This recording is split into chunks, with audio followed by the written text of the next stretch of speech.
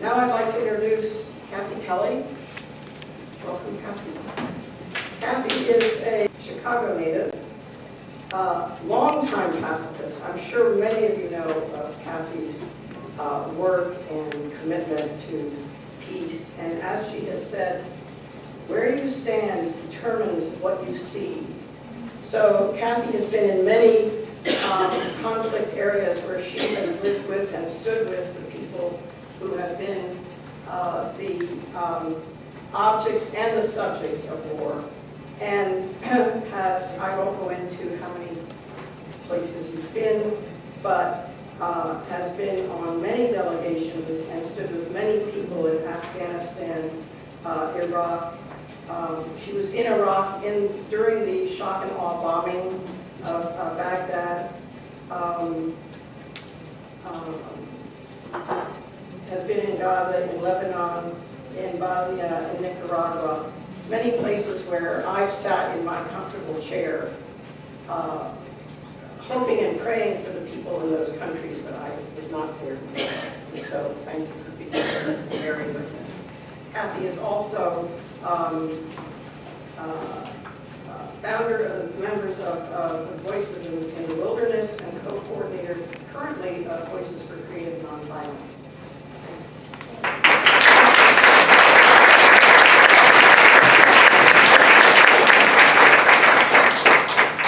Well, good evening. It's a privilege to be here with all of you. Thank you, Nancy, Phyllis. I'm so glad to hear your rousing words. Leah, good to be with you as well. And so wonderful to hear Deborah singing with Chris and Buddy and Hannah. Thank you very, very much. I want to start by remembering something that I think must have made Jane Addams feel a sense of shame. She had gone over to the front in World War I after she had worked so hard. I mean, people came pretty close to stopping the U.S. entry into World War I. And Jane Addams was certainly at the forefront of that, along with all of her many other works, and they didn't succeed. But then she took the long sea voyage. She went over to Europe. She sat at the bedsides of young men who'd been mangled and maimed, survivors of the hideous battles in World War I. And again, they told her we couldn't have continued the fight without being drugged. And they told her that they had extra doses of rum, they had absinthe, they actually had opium, hampers of opium were being brought by family members to the front because that's the only way they could survive the horror.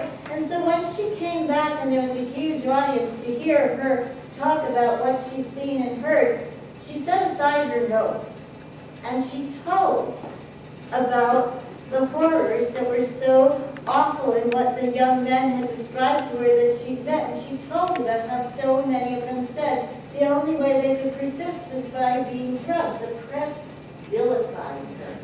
They pilloried her. They said, how could you be such a callous woman to make people think that those brave, loyal soldiers, those courageous soldiers, were possibly becoming addicted to drugs? And she tried hard to say, no, that's not my point. But I think, she was kind of quieted for some time, and it must have been a source of shame to her that her country had contributed toward causing so much suffering in World War I. And had the United States not entered into that war, history might have gone very, very differently. Well, I'd like to think some more about that idea of gaining the clarity that we need. And really, Chris and others in the Uptown neighborhood and I, we, at some point in the 80s, gained a certain sense of clarity about nuclear weapons and social work and where the monies in this country were going. And we decided that the right thing for us to do was to go out to the missile silo fields of Missouri and plant corn on top of nuclear missile silo sites. And that would be a one-year maximum security prison. But, I want to tell you about that particular day in August when we were out for the first time, we did it many times, planting corn on nuclear missile silos in Kansas City's surrounding area. Because I had gone by myself to one of the missile silo sites, and I was very, very nervous. My heart was pounding. I thought it looked like it impaled on the barbed wire fence, but managed to get onto the other side of this barbed wire fence, and I planted my 6 pellets of pink corn and sat down and calmed down, and pretty soon I saw a vehicle speeding down the country road, and rocks and gravel were flying, and out climbed 4 men in full military garb, wearing helmets and combat boots and walkie-talkies and camouflage, and they crouched down, and one of them said, "All personnel, please clear the site." Well, I was going to do whatever they said, so pretty soon I was handcuffed and kneeling in a field, and a soldier had his gun, I mean not on my head, but at my head. And the other 3 took off, the other 3 soldiers, maybe to find out what does chapter 2 of the manual say to do next. And I lasted about a minute and a half in silence, and I'm kind of preternaturally extroverted. So pretty soon, I didn't look at this soldier, I just started babbling, telling him, you know, who I was and a bit about the neighborhood and why we did what we did, and that we hoped that this would help children in his life as well as children in the Soviet Union. And then I asked him, "Do you think the corn will grow?" And he said, "I don't know, ma'am, but I sure hope so." And then I asked him, "Would you like to say a prayer?" "Yes, ma'am." So I did memorize a peace prayer from St. Francis, and then he said, "Amen." And then he asked me, "Ma'am, would you like a drink of water?" Now I'm handcuffed, right? I said, "Oh yes, please." And then he said, "Ma'am, please tilt your head back." And I did. And I can still feel that water dribbling down my chin. Think of it, that young soldier, in order to pour water from his canteen down Ma'am's throat, just might have disarmed himself. But I mostly tonight want to ask you to please stay with that question with me. Would you like a drink of water? Ask atop a nuclear weapon buried under the ground. Would you like a drink of water? Imagine with our armed, shameful might, if we could ask the children of Yemen, children succumbing to cholera, children who've been bombed by the Saudis using our weapons, children who are among those who they say could be 20 million people that are going to starve in coming months. Imagine if we could ask a child facing cholera and starvation in Yemen, would you like a drink of pure water? Well, let's bring it closer to home. Let's go to Flint, Michigan. Would you like a drink of pure water? And let's bring it to the grandchildren, the little ones you've nurtured and loved, facing a future where water will be a shortage, and where the pollution that we continue to be unable to deal with because the military takes all. Imagine being able to say to those little ones, would you like a drink of pure, clean water? But as long as the military, like a demonic suction cup, continues to take all the resources, our capacity to ask the clear thinking questions is as flogged as what happened to the soldiers that Jane Addams met sitting at the bedsides of the maimed and mangled. I don't watch television, well, at all. And so this year in the springtime when I was watching a television in New York, I was about to give a talk at Manhattan College and then at the Catholic Worker House, and I thought, well, I should really know what President Trump is saying to both houses of Congress. And so I watched him on television. And I was so stunned that I honestly couldn't get out of bed the next day. I was laid low. So I'm going to ask you to remember that evening with me. Some of you may have seen it. The President was addressing both houses of Congress. It wasn't an official State of the Union address because he hadn't been president all that long. But as happens often when a president is addressing a large group of lawmakers, he had in the gallery somebody whose story he was pretty confident would really evoke a lot of support for what he was saying. And so he had the widow of Chief Petty Officer Ryan Owen, who was a Navy SEAL who had been killed. And as she struggled to maintain her composure, and he kind of shouted, you know he's up above, you know he's looking down on you, and he'll never be forgotten. And there was a full standing ovation for the bereaved widow. And certainly she deserved everybody's sympathy, this woman whose arms will ache for a loved one who will never return.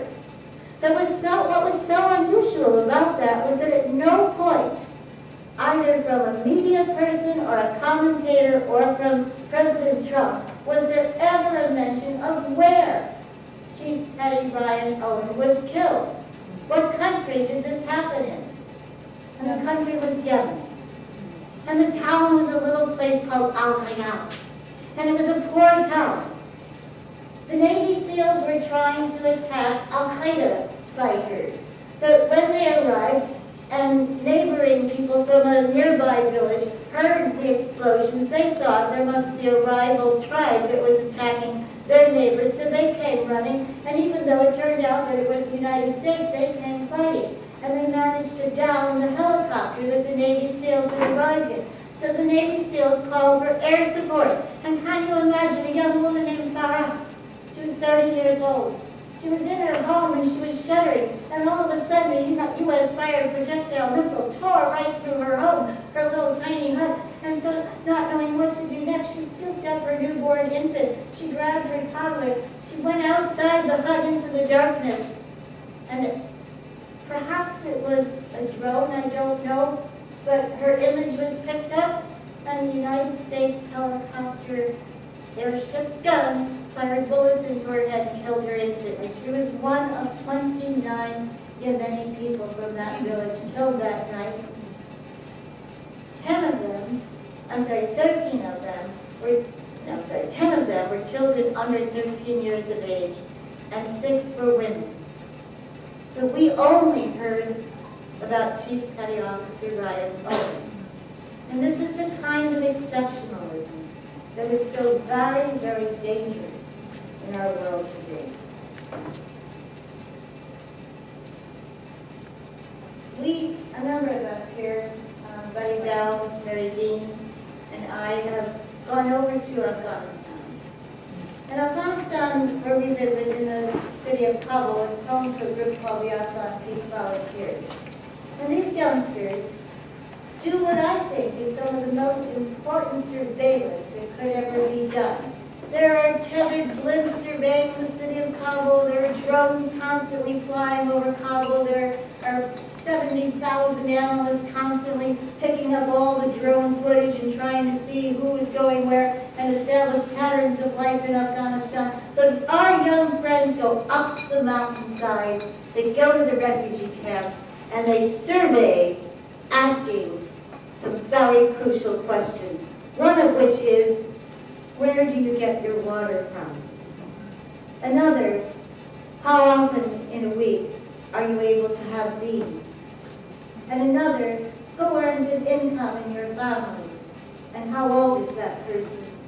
And they take that information, often learning that it's a child that earns the income, that they have no access to clean water, that they don't get beans over the course of a week, that they never eat fruit. They take that back and they sort through that information, and that's how they figure out to whom they'll try to give work, meaningful work, making big heavy blankets that will then be distributed to the neediest for free of charge. And which children will be brought into a street kids school that they've been able to get up and running. And this, I believe, is the way forward. This is the answer for all of us. To seek the most effective ways to share our resources radically. To insist that we want to know the conditions of the people on our planet who are cowering under the brunt of the weapons that we sell. That we want the media to cover this. That we want the senators and the Congress to hold hearings. And it's not so outlandish. Just recently, a Republican senator from Indiana held a hearing entitled The Four Famines. And he inquired of each of 3 very major United Nations figures who is bombing the infrastructure in Yemen today. And he kind of guided those people into acknowledging that the airstrikes were being committed by Saudi Arabia. And where are they getting the weapons? The United States sold Saudis tens of billions of dollars of weapons in 2015, and of course, President Trump promised them $100 million more worth of weapons. But there is also a bill going before an amendment to the National Defense Authorization Act by Congressman Davidson, which would prevent the U.S. from being able to engage in the jet fueling. You know, those jets that the Saudis have go on bombing raids, drop their bombs. They have bombed civilian targets, including mosques, schools, sewage and sanitation plants, destroyed 4 Doctors Without Borders hospitals. They've destroyed transportation, including public buses. They've destroyed roadways that make it impossible to deliver the kinds of supplies needed to cope with 400,000 cases of cholera. When the planes then circle back over Saudi airspace, the United States jets are up in the air and they refuel mid-air. The United States enables those planes to go back and then bomb more targets. Iona Craig, a very reliable journalist who is reporting from Yemen, says that the war would end tomorrow if the United States stopped refueling the Saudi jets.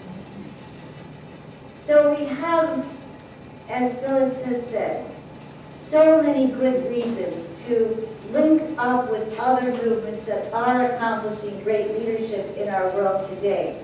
But I believe that one of the most important things we have to say is that we cannot, there is no way that we can accomplish all of the good that's in the Black Lives Matter agenda, that's in the environmental agenda, that's in the Dakota Access Pipeline agenda. We can't do it and still satiate the hideous and shameful greed of the United States military.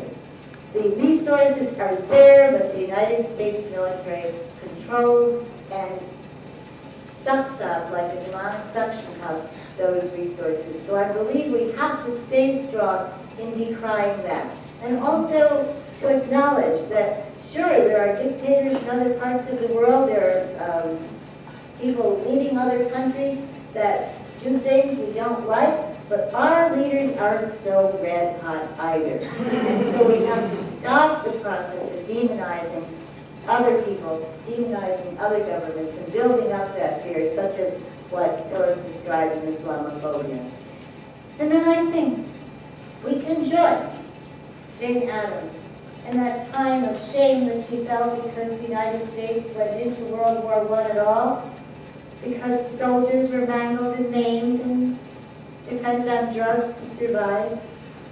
And we can hear Howard Zinn when he said there's no flag large enough to cover the shame of killing innocent people. And in whatever way each of us individually can, as often as we possibly can, withdraw our consent.